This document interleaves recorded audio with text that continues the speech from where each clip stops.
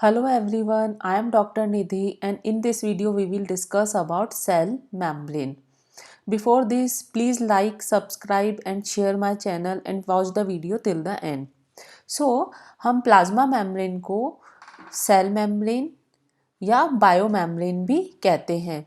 हम ये देखते हैं कि सेल मेम्ब्रेन जो है उसका कंपैरिजन हम सिक्योरिटी गार्ड से कर सकते हैं। जिस तरीके से कोई भी सिक्योरिटी गार्ड किसी सोसाइटी में, अपार्टमेंट में या फ्लैट में किसी भी अनवांटेड चीज़ को या अनवांटेड पर्सन को सोसाइटी में नहीं आने देता है या जिसकी ज़रूरत नहीं है उसे अंदर नहीं आने देता है, उसी तरीके से सेल मेम्ब्रेन भी जिस भी सब्सटेंसेस या केमिकल को की सेल को ज़रूरत नहीं है उसे अंदर नहीं आने देती है। तो सेल मेम्ब्रेन एक सिक्योरिटी गार्ड की तरह काम करती है। ये एक सेमी परमिएबल या सेलेक्टिवली परमिएबल हम इसे कह सकते हैं सेल मेम्ब्रेन को। सेल मेम्ब्रेन के कुछ अदर फीचर्स हैं। ये लिविंग होती है, थिन एनक्लोजर मतलब ये एक थिन लेयर बना रही है जिसमें हमारा साइटोप्लाज्म, हमारा न्यूक्लियस और दूसरे सेल ऑर्गेनेल्स प्रेजेंट हैं। सेल मेम्ब्रेन में इलास्टिसिटी होती है, ये फ्लेक्सिबल होती है। सेल मेम्ब्रेन की इलास्टिसिटी और फ्लेक्सिबिलिटी इसे सेल डिवीज़न में हेल्प करती है डिवाइड होने में। अब हम लोग देखते हैं कि सेल मेम्ब्रेन जो है वो सेल को शेप भी देती है, एक परफेक्ट शेप है सेल मेम्ब्रेन की वजह से। अब हम आते हैं कि सेल मेम्ब्रेन जो सेल का इंटरनल एनवायरनमेंट है उसको एक्सटर्नल एनवायरनमेंट से भी सेपरेट कर रही है, तो ये एक बैरियर का काम कर रही है। नेक्स्ट है, सेल मेम्ब्रेन को समझाने के लिए डिफरेंट साइंटिस्ट ने डिफरेंट टाइम पर डिफरेंट थ्योरीज दी हैं। उनमें से सेल मेम्ब्रेन के एस्पेक्ट में कुछ इम्पॉर्टेंट थ्योरी है। उनमें से एक है sandwich model theory. Sandwich model theory Danielli and Davson ने 1935 में दी थी। हम यहाँ पर एक सैंडविच का एग्जाम्पल देख सकते हैं। सैंडविच में दोनों साइड पर ब्रेड है और सिंपल चीज़ सैंडविच है तो बीच में सिर्फ एक चीज़ की स्लाइस है। उसी तरीके से सैंडविच मॉडल में ये बोला गया है कि दोनों तरफ सेल मेम्ब्रेन में प्रोटीन की लेयर है दोनों तरफ और बीच में फॉस्फोलिपिड की बायलेयर है। तो इसमें बताया गया है कि जो फॉस्फोलिपिड की लेयर है उसमें हाइड्रोफिलिक जो पार्ट है वो बाहर की तरफ है और हाइड्रोफोबिक पार्ट अंदर की तरफ है। प्रोटीन की दोनों लेयर, सैंडविच की ब्रेड की दो लेयर हो गई और बीच में जो चीज़ है वो फॉस्फोलिपिड हो गया। नेक्स्ट हम लोग आते हैं यूनिट मेम्ब्रेन मॉडल पर। यूनिट मेम्ब्रेन मॉडल रॉबर्टसन ने 1959 में दिया था। रॉबर्टसन का ये मॉडल भी सैंडविच मॉडल को फॉलो करता है। ये बोलता है कि सेल मेम्ब्रेन का स्ट्रक्चर तो सैंडविच मॉडल की तरह ही होता है, साथ में उन्होंने एक पॉइंट और ऐड किया कि सेल में जितने भी ऑर्गेनल्स होते हैं उनमें भी ऐसे ही 3 लेयर 1, 2 और 3 लेयर्स प्रेजेंट होती हैं। तो इसके बाद में आता है सिंगर एंड निकोलसन का मॉडल। ये इन्होंने 1972 में दिया था। इसे हम फ्लूइड मोज़ेक मॉडल भी कहते हैं। इस मॉडल में ये मॉडल आज भी वैलिड है। इस मॉडल में बताया गया है कि जो सेल मेम्ब्रेन है उनकी क्या केमिकल कंपोजिशन है। फॉस्फोलिपिड प्रेजेंट होता है सेल मेम्ब्रेन में, कोलेस्ट्रॉल प्रेजेंट होता है, शुगर है, एक्सट्रिंसिक प्रोटीन है और इंट्रिंसिक प्रोटीन है या इंटरगल प्रोटीन है। इसके अलावा वाटर है, कुछ आयंस हैं जैसे कैल्शियम, सोडियम एक्सेट्रा। इन सभी केमिकल्स की या सब्सटेंसेस की कितना परसेंटेज होगा वो सेल के फंक्शन के ऊपर डिपेंड करता है। अब जो सिंगर एंड निकोलसन ने फ्लूइड मोज़ेक मॉडल दिया है उसके अकॉर्डिंग जो सेल मेम्ब्रेन है वो सेमी लिक्विड होती है।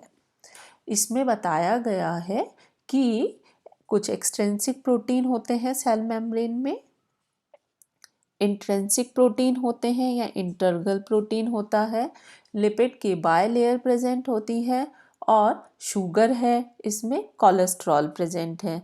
इस तरीके का कुछ सिंपल स्ट्रक्चर हमने बनाया है। इसमें बताया गया है कि जो इंटरगल प्रोटीन और एक्सट्रिंसिक प्रोटीन है उनमें क्या डिफरेंस है। इंटरगल प्रोटीन जो हैं उन्हें हम पीएच चेंज करके या अदर केमिकल ट्रीटमेंट करके भी इजीली सेपरेट नहीं कर सकते हैं, लेकिन एक्सट्रिंसिक प्रोटीन्स को हम पीएच में चेंज करके या दूसरे केमिकल मेथड्स की हेल्प से इंटरगल प्रोटीन के कंपैरिजन में थोड़ा इजीली सेपरेट कर सकते हैं।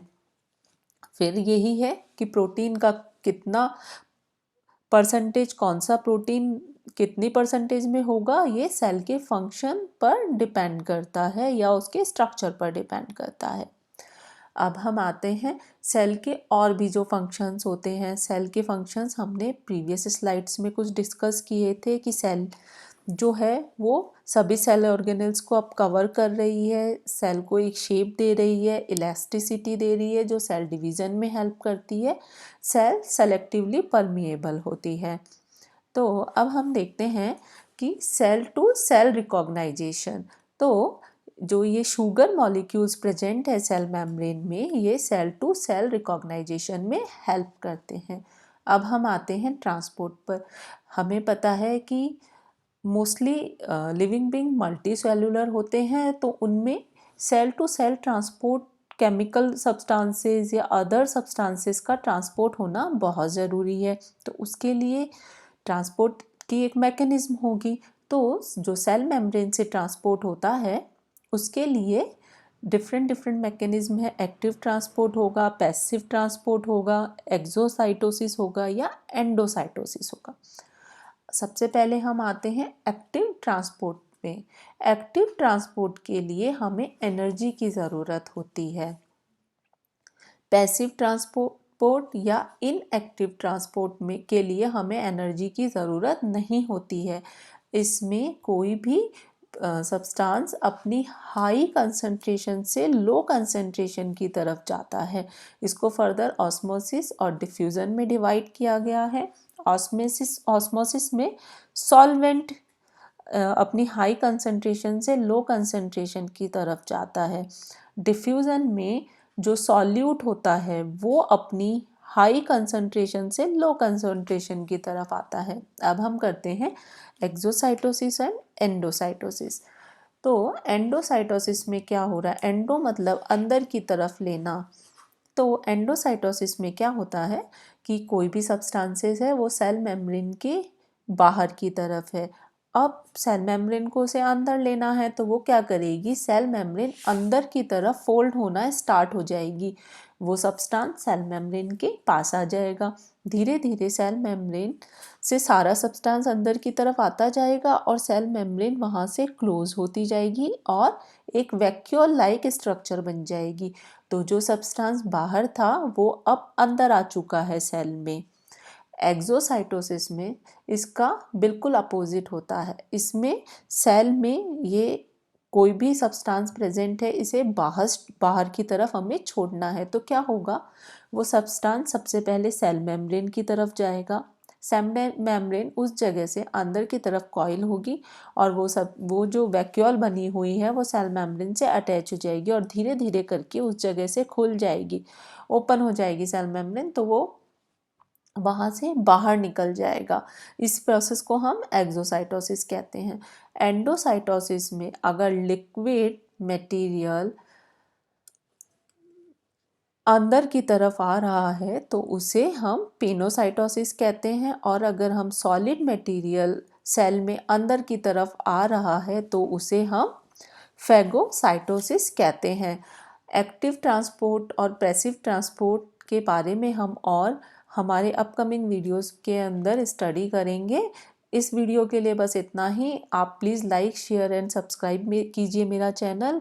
Thank you.